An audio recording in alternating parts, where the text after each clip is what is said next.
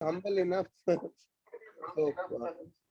Thank you, sir. Thank you. doesn't need Yeah. any introduction. Actually, he's a well-known figure, and he's consistently coming to the Card AppCon, and now everybody is very much familiar to him. And he's assistant director to the Fortis Doc, and he's very nice person, and he's very academician, and he has a number of papers, and he's currently the editor in editorial group of many journals also.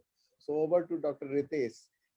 Thank you, Dr. Ashutosh, and thank you once again for inviting me to this wonderful symposium and meeting and conference, whatever you call it. And this time it is virtual, but we have been coming to Varanasi all the time, and I see that the content has in fact improved. It has not the lack of physical meeting has not hampered the content at all. So without taking much time, I will basically talk about the mechanism of action of metformin, and I'll focus on that. Metformin we all use all the time. Everyone is using metformin, but we don't talk about its mechanism of action much. So let us see how we can understand it a little better. So it's not a new drug. Actually, it's not new. The precursor to this drug is a plant called Galiga officinalis. A compound from there called guanidine was derived, which was very toxic. And not many people know that the first oral antidiabetic drugs to be licensed were synthilin A and B in 1920s in Europe, but they were highly hepatotoxic and they had to be withdrawn. And then came fenformin, which caused lactic acidosis, had to be withdrawn. And then finally metformin was synthesized in 1954. But it was very long before it got FDA approval. Now, how does it act? So first it has to go inside the cells. And how does it get inside the cell? There are some organic cationic transporters. So OCT. And there are various types of OCT. So you have these OCTs, which are present in liver and gut, which are OCT1. And there is OCT2, which is present in kidney, and OCT3, which is present in skeletal muscle, liver, gut, and salivary glands. So these are the transporters which are mainly responsible for transporting metformin into the cell. Also, there are other transporters like PMAT, plasma membrane monoamine transporter, and serotonin transporter, which to a lesser degree transport metformin into the cell. But the thing with metformin is you don't have a single cellular target. There is no specific receptor as such. And there are multiple mechanisms of action. With all other drugs, with sulfonylureas, you have a SUR receptor. With DPP4, you have a target. With SGLT2 inhibitors, you have a target. With everything, you have a target. But here, it is much more complex.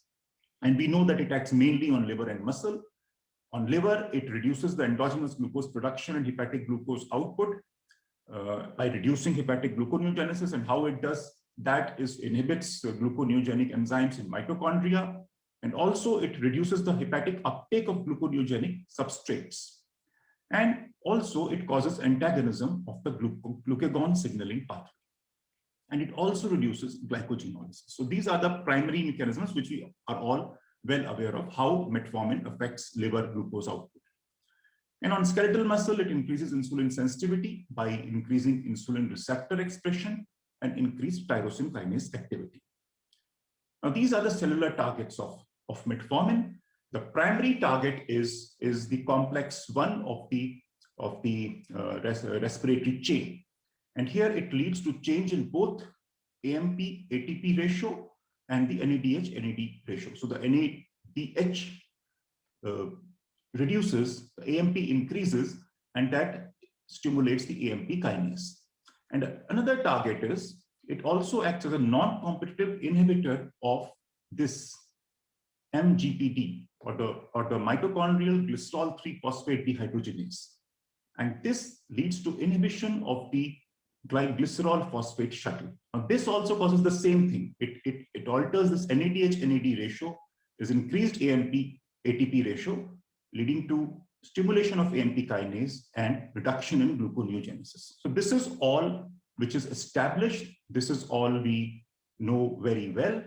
but we will today talk about little more than this, something else. Is it only to do with liver and insulin sensitivity, or is there something more? So what is understood is that gluconeogenesis does not fully account for glucose lowering effect of metformin.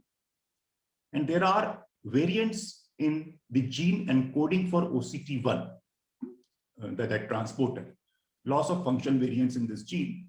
They reduce the hepatic uptake of metformin, but they do not impact the efficacy of metformin to lower HbA1c even seen people with diabetes. So that means there is something else which is important.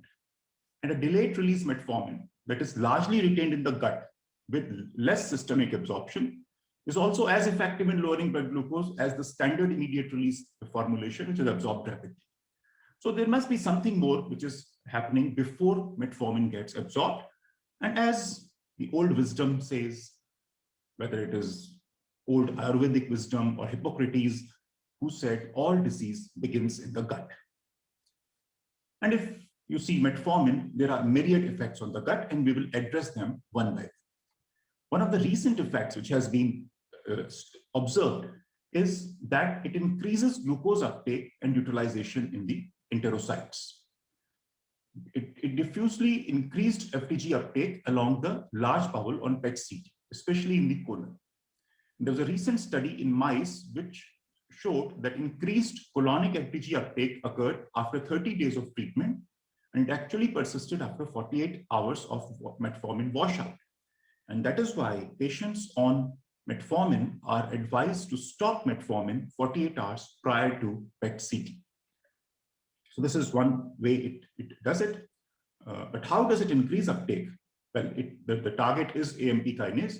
So there is rapid AMP kinase phosphorylation, which leads to increased localization of GLUT2 from basolateral membrane to apical membrane. And that is how the enterocytes are able to uptake glucose more.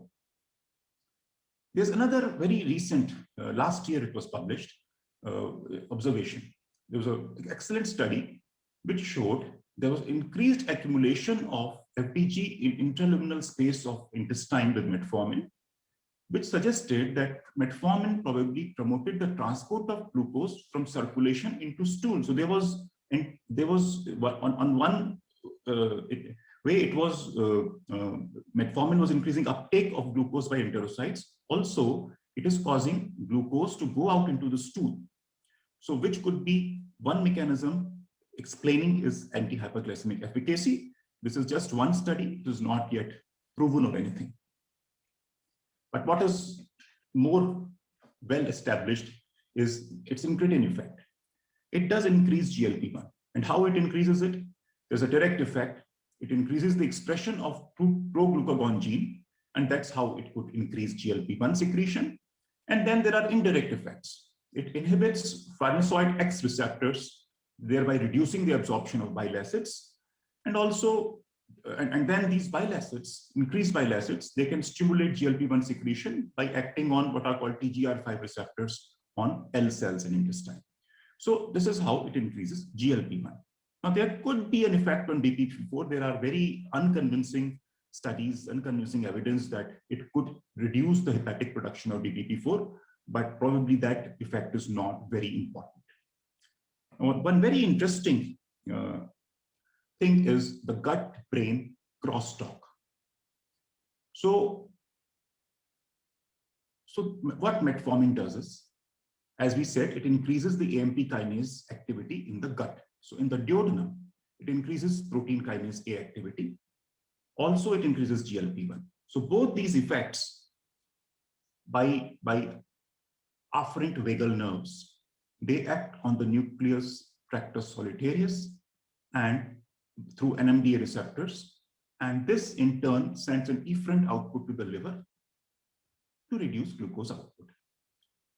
And this effect has been actually proven by seeing that this effect can be blocked by hepatic glucose production can be blocked by blocking these different steps. Like if you block this AMP kinase here, or if you block GLP-1 here, or if you block NMDA receptors, or if you block the efferent vagal outflow from to the liver. If you do any of these things, you can block hepatic glucose production, reduction in hepatic glucose production. So the effect of reduced hepatic glucose output with metformin will be abolished. So which means there is a gut-brain axis which is acting and controlling hepatic glucose output, and which is influenced by metformin. Now, one very important aspect is alteration of the gut microbiome. And we know that gut microbial dysbiosis is associated with obesity as well as type 2 diabetes. And there's a reduction in butyrate producing bacteria and an increase in opportunistic pathogens in type 2 diabetes. And if we can alter this, if we can reverse this, we can probably lower the blood glucose values and in fact give some metabolic and long-term cardiovascular benefits as well. And this is a study in which alteration of gut microbiome with metformin was seen. And you can see that patients on metformin have a different kind of pathogens, gut bacteria than those who are not on metformin. So it increases the growth of certain gut microbacteria while it reduces the growth of another microbacteria. And the net effect of that is that there is an increase in the intestinal concentration of glycoursodeoxygolic acid with metformin use, an increased fecal concentration of short chain fatty acids, butyrate and propionate. And this is important actually for maintenance of integrity of gut mucosal barrier, also for the incretin effects, and it also increases intestinal gluconeogenesis with subsequently reduced hepatic gluconeogenesis and reduced hepatic glucose output. So this is how gut microbiome is important in the anti-hyperglycemic action of metformin. Now, a word about GI intolerance. So gut microbiome alteration is something which is responsible for the GI effect of for the anti-hyperglycemic effect of metformin, but it is also causing GI intolerance. So this is one factor which causes GI intolerance, but there are other factors also, like increased bile acid pool that also causes diarrhea, increased serotonin, which it does through various mechanisms. It stimulates the serotonin released from the enterochromaffin cells, as well as since it binds to the serotonin transporter, it increases intraluminal serotonin concentration, and it increases histamine also. But very importantly, what is important for GI intolerance is reduction in OCT1 activity. The local concentration of metformin is affected by intestinal OCT1 transport. And there are loss of function mutations in OCT1 gene, which we referred to earlier also, SLC22A1, and these would modulate the GI intolerance of metformin. And this is one study, one survey, Genetics of Diabetes Audit and Research Dayside study, so-called GO-DART study, and more than 2,000 patients of type 2 diabetes on metformin. And what they found was the presence of 2 reduced function alleles was associated with intolerance to metformin, the odds ratio of 2.41. And very interestingly, there are some drugs which inhibit this OCT1. And if a patient who has reduced function alleles of OCT1 and is also taking an OCT1 inhibiting drug, then the intolerance to metformin further increases, an odds ratio of about 4. And very interestingly, drugs like proton pump inhibitors, spironolactone, tramadol, these drugs are known to cause inhibition of OCT1 and could actually increase the GI intolerance of metformin. So one has to be cautious while using these drugs in patients who are on metformin and are complaining of GI side effects. But then we know that every patient does not respond to metformin. Every patient does not respond to every drug. We know that, and that is what pharmacogenomics is all about. That's what precision medicine is all about. But then why do some patients respond poorly? Again, there is some study on the same survey. One found that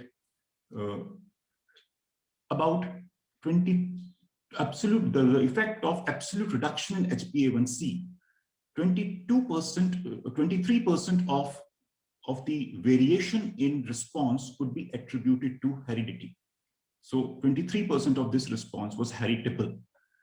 And one single nucleotide polymorphism in the SLC2A2 gene was supposed to be significant in a genome-wide association study.